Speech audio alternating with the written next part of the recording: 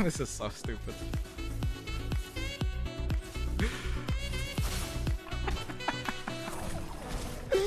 Oh my god! Alright. Hey guys, what's up? So I've been playing this new mode, the Path of Champions. I played it all day yesterday on stream. We played for like 9 hours on the expansion day, and it is a ton of fun. I think this is going to be a mode I'm going to be sinking a crazy amount of hours in. Probably I'll play it exclusively for at least a couple of weeks. I can already think of so many fun ways to add challenges to this mode, or just trying to complete it with, S rank on everything throughout, or with the different decks. Basically, for those of you guys who might not be familiar with this mode, it's a story single-player campaign roguelike mode. It's sort of meant to be like Slay the Spire, and it's effectively the best part of previous modes, both the Lab of Legends and the Saltwater Scourge, combined together. So it's got a lot of kind of like the deck-building scalability campaigns of Lab of Legends, and it has kind of like the map and like the story element of Saltwater Scourge. In addition to that, it's got some cool Arcane story for those of you guys who might have been following Arcane or want to know a little bit more about the characters. Currently, there's a lot going on in the PNZ region. You can see cool additional tidbits, which is pretty cool. Side note, I was a really big fan of Arcane. Personally, it's not easy to draw me into video game lore kind of stuff because I like video games for their mechanics, but Arcane did a really, really good job of it. If you haven't seen Arcane, definitely do it, but I'm sure I'm not the first person you're hearing telling you that. Now, don't get me wrong, if you haven't watched Arcane, it's not like you should do that necessarily before playing this mode. You should just do it for its own reasons. Anyway, in terms of the mode and what I like about it, well, there's a ton of little details, a lot of cool things you can do in this mode that neither Saltwater Scourge nor Lab of Legends had, and it's also very clear that they're adding a ton of content to this mode. Currently, there is a crazy amount to do here. There are 15 different starter deck champions to level up, and they've added some progression elements. You can basically get stronger as you play with a champion or starter deck consecutively, so you are progressing and getting stronger. And they've also added kind of like unique powers to the starting decks that you unlock later on, which gives it more like distinction between the starter decks, which is really important because as you add cards to them, oftentimes the starter deck ended up not mattering as much in modes like Lab of Legends, which is really cool.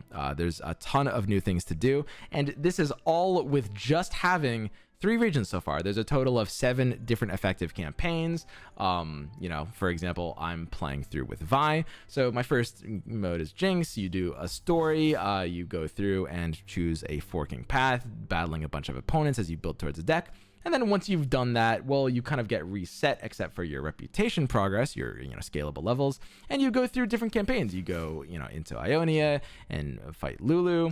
You go into Bilgewater and fight Gangplank, and you go through these 3 regions and a total of 7 different campaigns, each of them with these different final bosses. And in doing so, you get harder and harder opponents. I currently am not even done with the game mode yet, which is pretty surprising.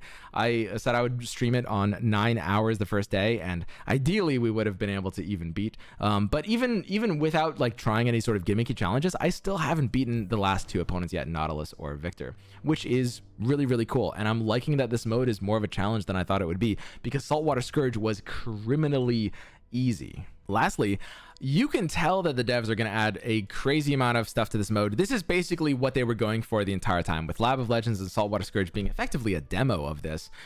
This is, a new mainstay in the game, right? They've only put in 3 regions out of a total of 10. They're going to be adding a ton of campaigns and regions, probably scaling difficulty modifiers to this. This is kind of the full mode that Lab of Legends and Saltwater Scourge were just kind of like tests for, get foot in the door. Presumably because people loved Lab of Legends so much, they turned this into one of the like main side modes of the game that they're going to be building on as the game progresses, which is really cool. And I'm looking forward to seeing what they'll do with it. But that's kind of my ramble over this new mode, Path of Champions. If you haven't tried it already, I would highly recommend checking it out. It is a ton of fun, and especially with, ranked hasn't really changed that much with the latest balance patch. If you're going to be playing Legends of Runeterra, this new mode is a very fun way to do it. Now, for the rest of this video, I want to show you guys a highlight of one of the games we played in Path of Champions so far. Now, I don't want to spoil anything, But it goes to show some of the crazy things you can do in this mode, some of the combos that you have, and some of the cool ways you can, think creatively about, if you get offered certain items, you have to like make pivots, and there's a lot of ways you can use game knowledge to effectively make some wacky combos. So check it out. Hope you guys enjoy the games, and I'll see you guys tomorrow. Let's check out our reputation. So we got the cut cards at healer, which is really, really powerful. This is basically always better than healing. And oh yeah, we got the new relic too. So we can choose either spell shield or spell mana. Mana advantage is so broken in this mode, optimizing for it. Okay. Attacking units just have +1 attack. A little spooky. But that's fine. And yeah, we're back in Ionia. This time Fiora is the mini boss. And Zed is the final boss. All right. Feral Senses is pretty good. Literally just like predicting every single top deck. I think that's pretty strong. Like Crush is good if we're like only trying to speedrun, but it was really good when we had Evolution already.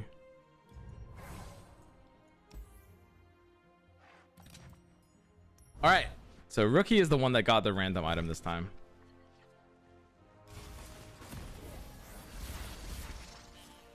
Which I'm actually pretty happy with. Should have been second Rookie with that item, I think. Oh, I did mess up. I was supposed to precast Mystic, I think. And now I've got to precast both of them. This way he doesn't have an extra action if we're just going fast. All right. What does Fiora do? Let me actually read, since we're between nodes right now, I can actually read what Fiora and Zed do. Because that actually affects some of the drafting decisions here. Since those are pretty... I should basically expect those to be the only hard ones. Alright, let's take a peek. So Fiora is... It's just like their challengers have tough, basically. Where the hell is Zed? Oh, all the way down here. Nexus took damage this round. The foe's strongest ally strikes it. So basically, we're protecting the Nexus. So Sketcher Zoe is good for going in early, and Pyke and Aurelia don't really work that well for this mode. They kind of rely on super specific synergies. So there's like a really long path over here. If you're going for like wealth. Interesting. Think of Zoe as a 1/1 elusive that's easier to stack items to. Yeah, exactly. Zoe's good in this format. She's usually one of the better ones. I mean, it depends on a lot of factors, but like the fact that you can, yeah, she's like, champions have more access to items than normal cards, I think. And having Zoe that just does that is really nice. This is going to be stressful, guys. Trying to actually get SSS on all of them. Like, I'll need to do a lot of preparing and a lot of, like I'll need to, like, memorize some strats, too.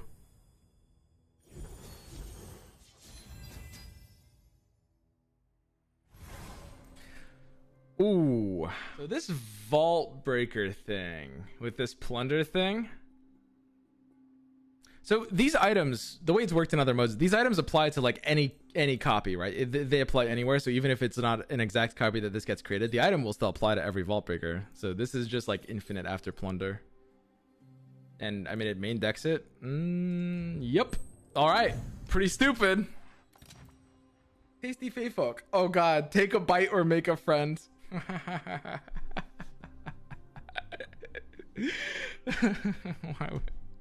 Why would they do that? Oh, make a friend and his life's still tough? Whoa, that's broken. Why would you ever take a bite out of this guy? What? Are you kidding me? Of course you make friends. So much better. All right, so we don't really have anything crazy. We need a way to like trigger Plunder for the Vault Breaker combo. Oh God, am I full keeping? The Chump Wump Mushroom Clouds are gonna be what gives us the infinite combo. Because it needs to be before our attack, otherwise it just won't work. Yeah, I just need one elusive unit. I need to trigger Plunder once. This is suddenly like an all-in combo deck, and I fucking love it. So we just need to trigger one Plunder before the attack and have one elusive unit, and he has no elusive blocker, and we just end the game with this Vault Breaker. So like, I don't even care about anything else except for like when my hand is like this, I don't care about anything else except for setting up that combo state. There's Mystic Shot. That'll help. That'll help a lot, actually. So now we just need to go wider than him with elusives, basically, and bank mana. So he might not block, right? I have to make him block one of these first. Like, what if he doesn't block? Okay. He's got to be programmed to block this, right? Oh, but this is fleeting. What if he doesn't block? I'll lose literally so much time if I don't make him block this first, right? It's going to be so sad if we're actually off. Because they did put a limit. They actually did put a limit on the amount you can cast in a single turn. One more, please. Woo!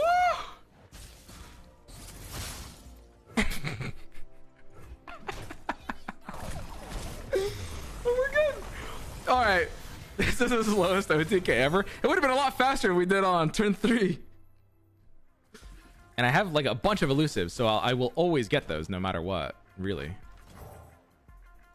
It's not even worth discarding Feral Prescience. I need Feral Prescience. So literally anything that's not Vault Breaker is just out. This is hilarious. This is actually so funny.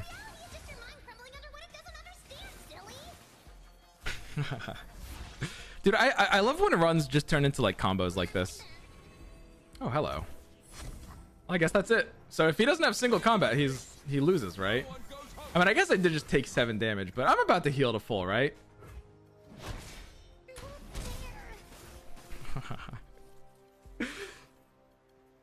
Like, what do you do against this? All right, GG, dude.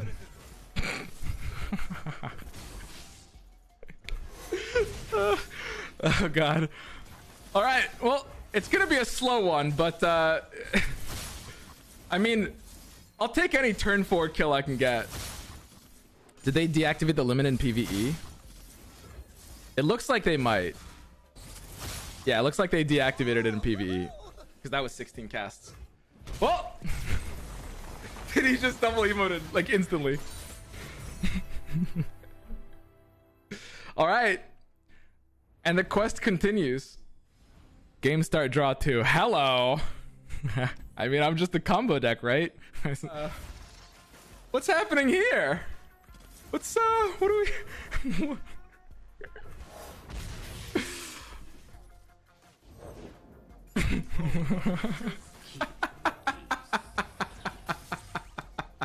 this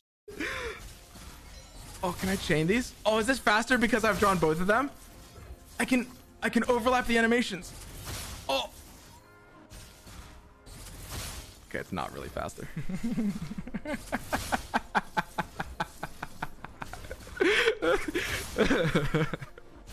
The elusive main strikes again, dude.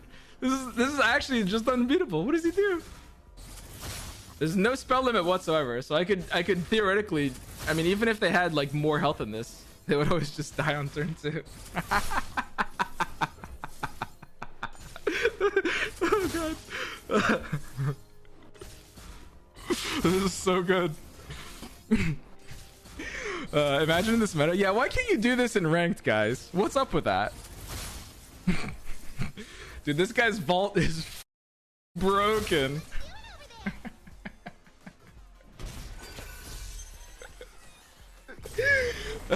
God. All right, this is the speed run, guys. Like, if we don't get S for speed this time. Oh yeah, more Vault Breaker. I'll take it. I don't need health. I don't need anything.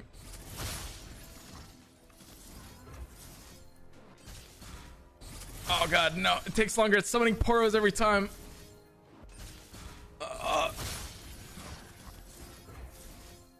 All right. Oh god, now I actually have to count.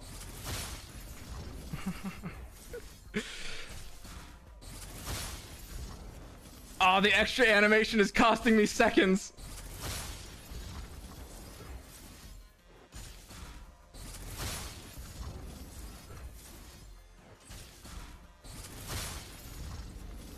All right. Should be good enough. Griefed your speedrun. Yeah, we're losing out on the time, guys, but it's fine. We needed it for the consistency. It's just a few seconds. That's fine. Yeah, I mean, it's adding up to minutes, but listen, we're like, as long as we kill on turn 3 every time, does it really matter how long turn 3 takes? Like, this isn't like the Auction Infinite combo. It doesn't take literally hours to kill someone. It's probably, yeah, it's just the attack animation. I used 2 more than I had to.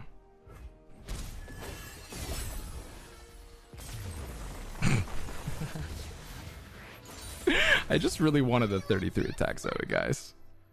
So now I just need to draw this dart.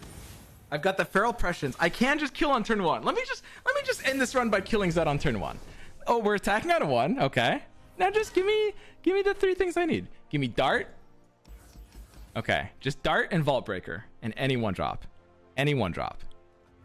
Just give it. Just give it. Please. Dart. That's too late. We need 2 draws. Oh, that's so sad. Oh, we'll have to kill him on turn 3, I guess. Oh, never mind. We have our 1 drops. Wait, we're good. Yeah, this was easy. This was super easy. All right, GG.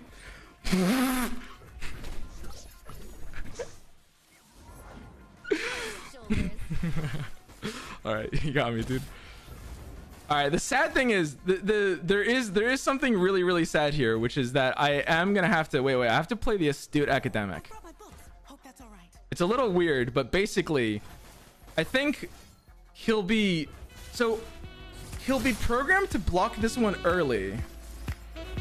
He should be programmed to block this one early. Oh, what if? Oh, yeah. No, I actually just go wide. Yeah, going wide is actually the fastest way to do this because of the augment buffs. Yeah, this is the fastest way to do this. It has to be, because otherwise, like, I have to force him to block some. I just got 3 plunder points.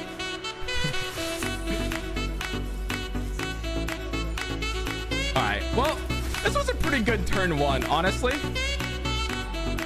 Like, it's not bad. I just want to know, like, why can't you just do this in ranked, you know? Like, would that be so wrong?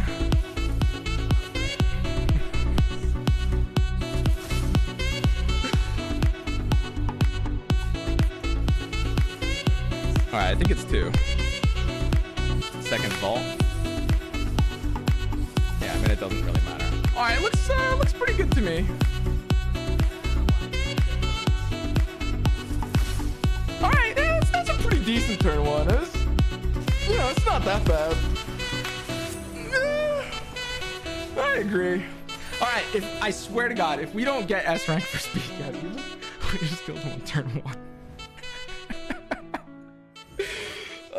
Holy sh! I love this mode.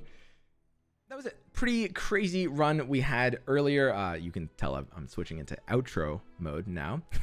But yeah, let me know how you guys feel about this kind of stuff, because I'll probably be disappearing into this mode for a while. You know, primarily my content has been kind of geared around like ranked gameplay, because there hasn't been too much else. But I plan on playing a ton of Path of Champions from now on, and probably returning more into the ranked stuff. You know, when like the next like set comes out, or next like big balance patch or something like that.